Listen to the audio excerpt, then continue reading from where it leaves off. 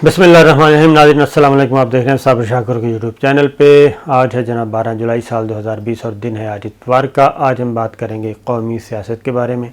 दूसरे एंड पे भी बहुत ज़्यादा ख़बरें हैं, लेकिन आपसे मैंने ये कहा था जनाब अब एक आएगी इंटरनेशनल अफेयर्स पे और एक हम किया करेंगे दाखिली सियासत पे। तो दाखिली सियासत भी बहुत ज़रूरी है क्योंकि कुछ डेवलपमेंट्स हो रही हैं, आपको बाखबर रखना भी ज़रूरी है।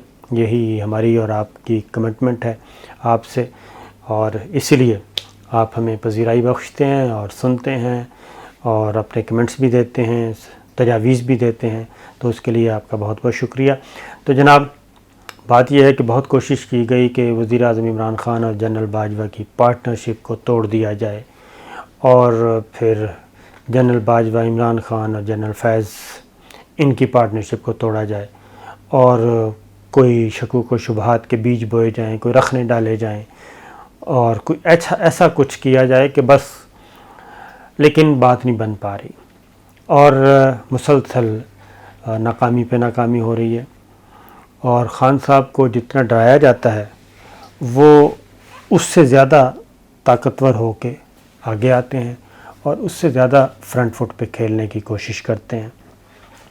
मैं आपको 3-4 चीज़ें बता चुका था पिछली वीडियो में, सुन लेंगे तो आप अंदाज़ा हो जाएगा कि कभी लंदन प्लान की बात, कभी कुछ। लेकिन अब एक और ख़ान साहब ने एक काम किया है।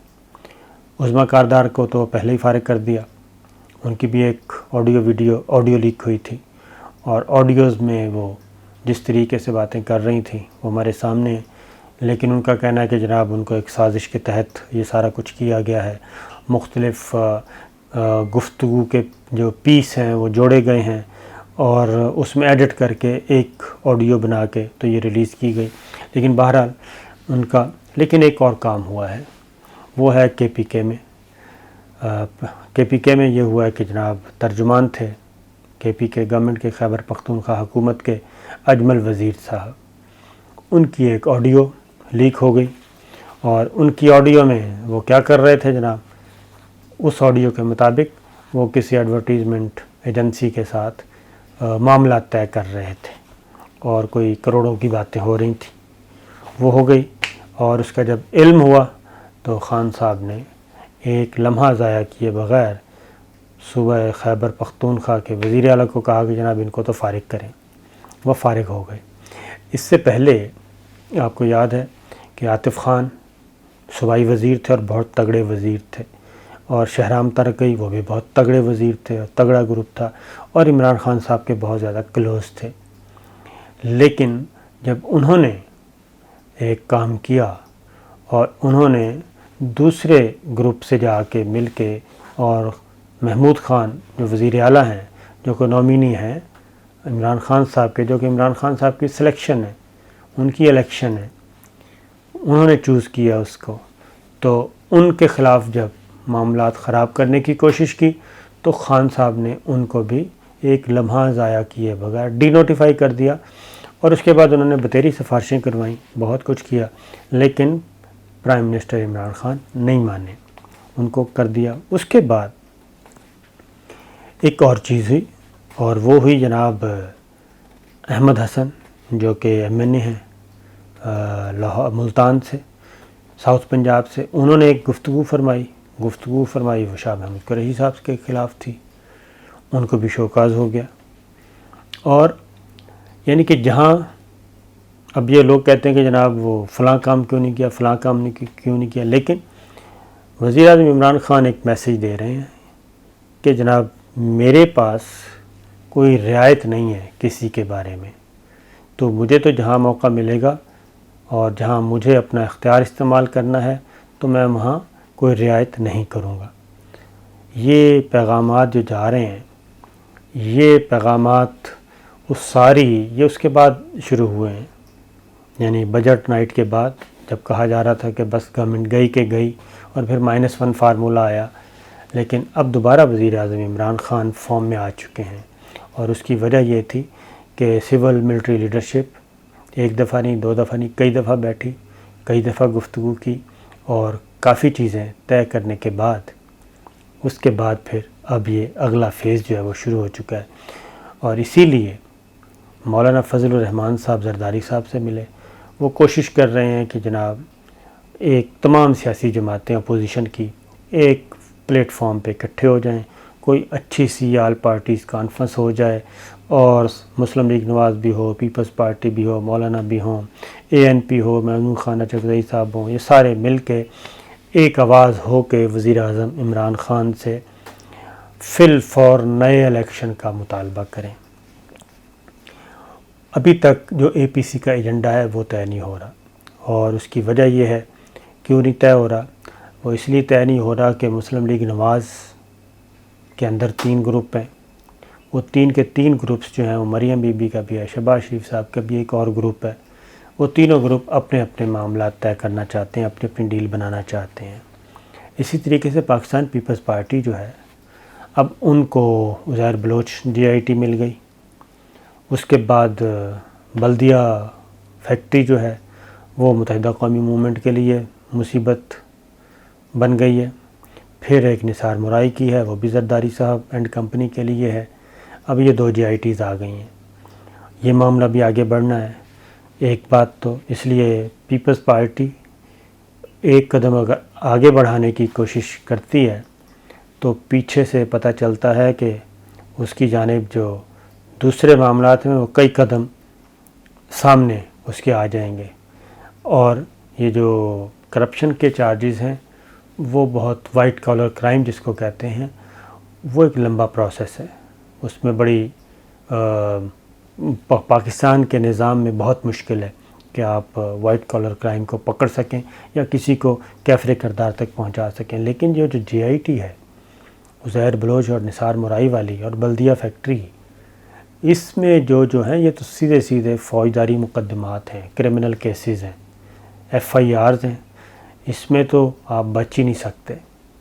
اور اگر عزیر بلوچ کا دفعہ 164 کا جو سٹیٹمنٹ ہے, اقبالی بیان جو میجسٹریٹ کے سامنے دیا جاتا ہے, اگر صرف اسی پہ ہی امپلیمنٹ ہونا شروع ہو جائے اور اسی کے سامنے رکھ کے FIR درج ہونا شروع ہو جائیں, تو آپ خود تصور کیجئے کہ مستقبل کا سندھ میں کیا نقشہ ہوگا. تو یہ ذہن میں تھوڑا سا رکھ لیں, کیونکہ چیزیں اتنی جمع ہو گئی ہیں کہ اب اپوزیشن کو کسی قسم کا کوئی راستہ دکھائی نہیں دے رہا. دوسری جانب آ جائیں, ارشد ملک احتساب عدالت کے جج, وہ ڈسمس ہو گئے ہیں. اب ابھی وہ آدھا کام ہوا ہے ڈسمس ہونے کا. اس کے اگلے کردار جو ہیں وہ ہیں سارے PMLN کے. وہ معاملہ آگے بڑھتا ہے تو کیا صورت اختیار ہوگی؟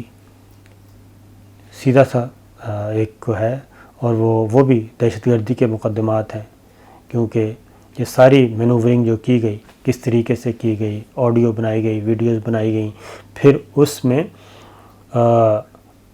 اہم شخصیات, اہم اداروں کو باقاعدہ طور پہ یہ ساری چیزوں کو ایک سکرپٹ لکھ کے, پہلے سے سکرپٹ لکھ کے ٹارگٹ کیا گیا تاکہ کسی بھی وقت ہم ان کو بدنام کر سکتے ہیں. تو یہ ایک انتہائی سنجیدہ اور خطرناک کرائم ہے. تو یہ ہے اپوزیشن کے غبارے سے سب سے ہوا نکل چکی ہے. اب صرف ایک ہی ہے کہ یہ سارے اپنی اپنی دوبارہ سے معافی تلافی کی کوشش کر رہے ہیں, ڈیلیں مانگ رہے ہیں, ڈیل کرنا چاہ رہے ہیں. لیکن جو وزیر اعظم عمران خان, جنرل قمر جاوید باجوہ اور DGI فیض حمید, یہ 3 کا موٹو کیا ہے, اور اس کے ساتھ اہم ترین, یہ تینوں کچھ نہیں کر سکتے جب تک کہ اعلیٰ عدلیہ نہ آئے جی, وہ اونرشپ نہ لے. تو اعلیٰ عدلیہ بھی اس وقت آ چکی ہے عملی طور پہ. Chief justice of Pakistan justice Gulzar Ahmed Khan صاحب کون ہیں جی؟ یہ وہ ہیں, پاناما کا جب معاملہ شروع ہوا تو جسٹس آصف سعید کھوسہ صاحب اور جسٹس گلزار احمد خان صاحب, یہ 2 تھے جنہوں نے کہا تھا کہ کوئی رعایت نہیں, نواز شریف صاحب کو پہلے سٹیج پہ ہی فارغ کر دیا تھا. لیکن آگے جو 3 جج صاحبان تھے, جسٹس اعجاز افضل صاحب, جسٹس عظمت سعید شیخ صاحب اور جسٹس اعجاز الحسن صاحب, انہوں نے کہا تھا کہ نہیں, پہلے GIT بنائی جائے تاکہ مزید چیزیں آئیں. تو اس کے بعد یہ ہوا تھا. اس کے بعد اکاؤنٹیبلٹی شروع ہوئی ہے جوڈیشری میں، تو وہ بھی اپنے منطقی انجام کو پہنچے گی۔ تو یہ ساری چیزیں جو ہیں کیا بتا رہی ہیں، یہ بالکل کلیئر میسج ہے کہ اب جو آگے چیزیں ہونے جا رہی ہیں۔ پھر ایک اور بات، پہلے -1 تھا جی ادھر، اس کے بعد اب شروع ہو گیا ہے پنجاب میں کہ جی عثمان بزدار صاحب 4 نام آ گئے ہیں۔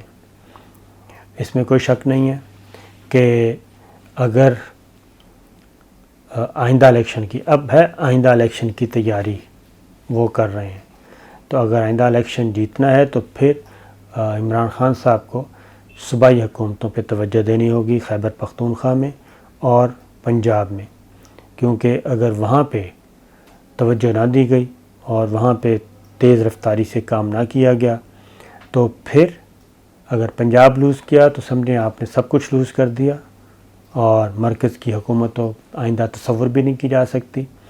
اس لیے اب ایک یہ تجویز خود آئی تھنک خان صاحب کو بھی اندازہ ہو چکا ہے کہ اب پنجاب میں سی ایم لگانا چاہیے انرجیٹک قسم کا، جو مقابلہ کرے، جو دن رات کام کرے، اور اگر الیکشن میں جانا پڑتا ہے تو پھر اس کی تیاری بھرپور ہونی چاہیے۔ تو یہ کام وزیر اعظم عمران خان خود کریں گے۔ یہ کہنا کہ کوئی اور اندر سے ہی کوئی پریشر آئے گا، وہ پریشر لینے کے لیے خان صاحب تیار نہیں ہیں۔ عاطف خان، شہرام ترکئی، اجمل وزیر، یہ کے پی کے میں ہو چکا ہے ہمارے سامنے، ان کو فارغ کیا جا چکا ہے۔ پی ٹی آئی کے اندر بھی اگر کوئی بھی آواز اٹھائے گا اس کو کوئی زیرو ٹالرنس ہے، لیکن ابھی بھی جو تگڑے لوگ ہیں جناب وہ یہ ضرور تھوڑا سا ریزسٹ کر رہے ہیں، لیکن جو کیبنٹ میں ریشفل ہونا ہے اس میں کافی چیزیں مزید کلیئر ہو جائیں گی۔ تو صورتحال یہ ہے کہ عمران خان صاحب آہستہ آہستہ دوبارہ سے حالات پہ ان کا کنٹرول آ چکا ہے اور معاملات آگے بڑھ رہے ہیں۔ تو دیکھتے ہیں کہ عثمان بزدار صاحب بچ پاتے ہیں یا نہیں۔